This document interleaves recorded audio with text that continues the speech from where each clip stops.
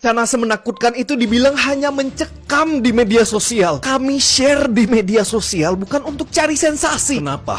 Kenapa ratusan korban MD dan kerusakan mengerikan di Sumbar, Sumut, Aceh gempar di dunia internasional tapi terkesan biasa di bumi pertiwi? Kenapa bencana Sumatera tak jadi bencana nasional? Kenapa kayu yang tampak terpotong rapi disebut alami? Kenapa bencana semenakutkan itu dibilang hanya mencekam di media sosial dengan komentar dan ekspresi yang membuat kami makin terluka? Seperti ini tuh harusnya empati jadi bare minimum manusia ya. Apalagi ini sekelas BNPB. Padahal gue lihat sendiri BNPB ini jadi garda terdepan dalam proses evakuasi, dalam proses penanganan bencana, terutama yang terjadi di Sumatera.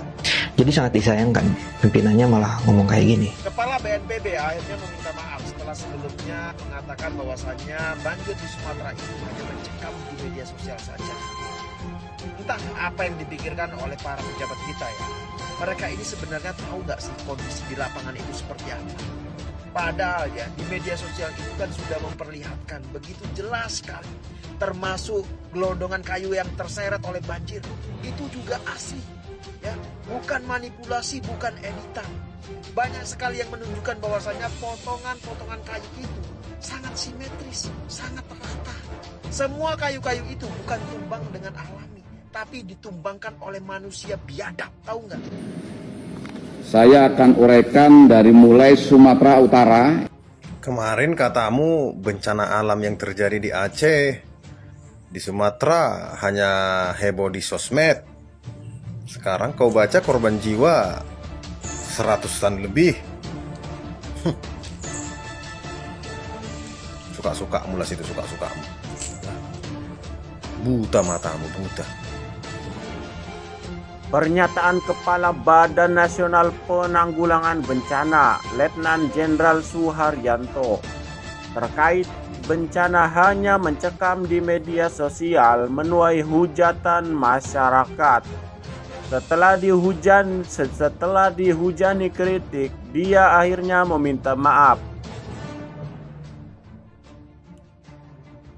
Nah, sebelumnya pernyataan kontroversial itu disampaikan Suharyanto dalam konferensi pers Jumat 28 November 2025.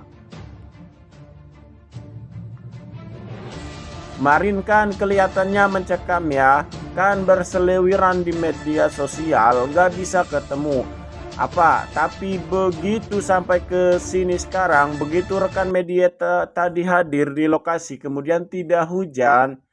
Coba di Sumatera Utara yang kelihatannya mencekam kan sekarang menjadi hal yang sangat serius, tinggal Tapanuli Tengah, kata Suharyanto. Hal itu ia sampaikan setelah menanggapi soal belum diberlakukannya darurat bencana nasional.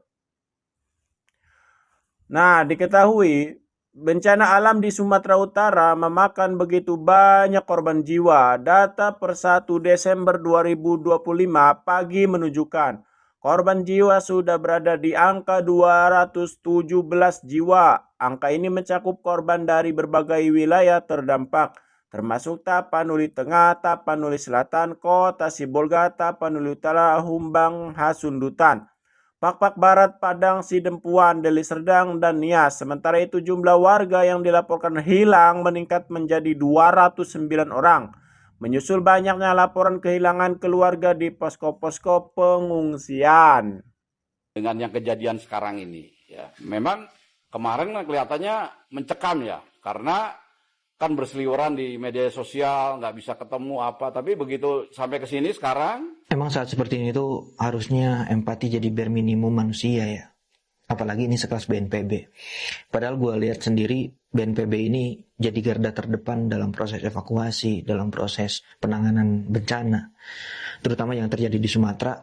Jadi sangat disayangkan pimpinannya malah ngomong kayak gini. Ada dua kemungkinan sih, bisa jadi benar, bisa jadi salah.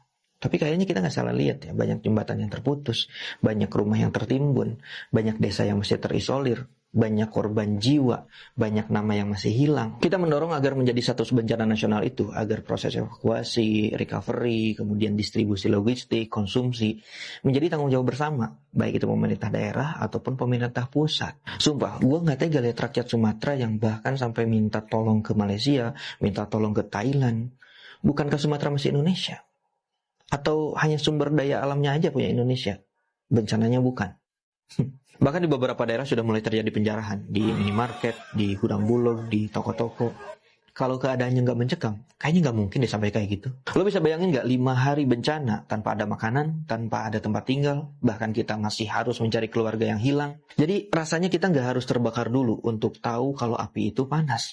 Dan kita nggak harus jadi korban dulu untuk tahu mencekamnya situasi bencana. Bencana semenakutkan itu dibilang hanya mencekam di media sosial. Kami share di media sosial bukan untuk cari sensasi. Kenapa? Kenapa ratusan korban MD dan kerusakan mengerikan di Sumbar, Sumut, Aceh gempar di dunia internasional tapi terkesan biasa di bumi pertiwi? Kenapa bencana Sumatera tak jadi bencana nasional? Kenapa kayu yang tampak terpotong rapi disebut alami? Kenapa bencana semenakutkan itu dibilang hanya mencekam di media sosial dengan komentar dan ekspresi yang membuat kami makin terluka? Bapak Ibu yang terhormat, 1-2 titik mungkin terlihat pulih, tapi trauma dan suasana mencekam masih menyelimuti. Banyak daerah yang terisolir karena dampak bencana yang dialami, tanpa listrik, tanpa sinyal, dan tanpa makanan berhari-hari. Kami share di media sosial bukan untuk cari sensasi, tapi untuk memberitahu realita dampak dari tragedi yang rakyat alami akibat ulah proyek yang seolah tak tampak hingga kini. Halo guys, kita sering mendengar pejabat-pejabat kita berkomentar atau memberikan statement di media sosial yang kelihatannya seperti seenak perutnya, seperti nggak masuk akal gitu ya, dan seperti selalu di luar nalar kita dan seperti tidak berpihak kepada rakyat. Tapi ada momen, ada saat-saat di mana kita bisa melihat, kita bisa menyimpulkan bagaimana kesalahan yang terjadi dalam sistem birokrasi kita dari omongan atau dari kalimat pejabat-pejabat kita sendiri. Contohnya adalah seperti yang dilakukan oleh Kepala BNPB, Letjen Suharyanto. Pada tanggal 28 November 2025 ini, terkait dengan bencana Sumatera, di tengah berita setelah ratusan orang terkubur hidup-hidup, ratusan orang lagi belum ditemukan, jalan lintas Sumatera terputus total, banjir luar biasa, banjir kayu gelondongan. Kepala BNPB membuat press conference dan mengatakan bahwa ya memang terlihat mencekam di media sosial katanya. Dan setelah kami cek, ternyata sudah gak hujan lagi dan keadaan sudah mulai membaik. Kurang lebih begitulah. Jadi menurutnya ini cuma mencekam di media sosial saja, cuma efek media sosial. Sampai kemudian tanggal 30 November dia datang langsung ke Tapanuli Selatan, turun dari helikopter, melihat lautan lumpur yang setinggi atap, mencium bau mayat yang ditemukan, melihat, mendengar rakyat yang menjerit ketakutan, histeris mencari saudaranya yang hilang. Kemudian dia berkata, "Saya tidak menyangka sebesar ini. Maafkan saya Pak Bupati." Kurang lebih begini ngomongnya, seperti ini. Ya, disitulah kita bisa melihat mentalitas para pejabat kita. Mentalitas yang ternyata selama ini setiap keputusan yang menyangkut dengan nyawa bahkan bagi rakyatnya hanya diambil di belakang meja sambil melihat-lihat scroll-scroll media sosial, Twitter, Instagram, TikTok gitu ya. Dan mengambil kesimpulan dari situ bahwa semua itu hanya efek media sosial saja. Banjir bandang, bahkan sampai ada gajah yang hanyut pun katanya itu cuma efek media sosial saja. Jeritan warga yang ketakutan itu cuma konten menurut dia. Sampai akhirnya dia melihat sendiri. Dan yang lebih menyakitkan lagi saat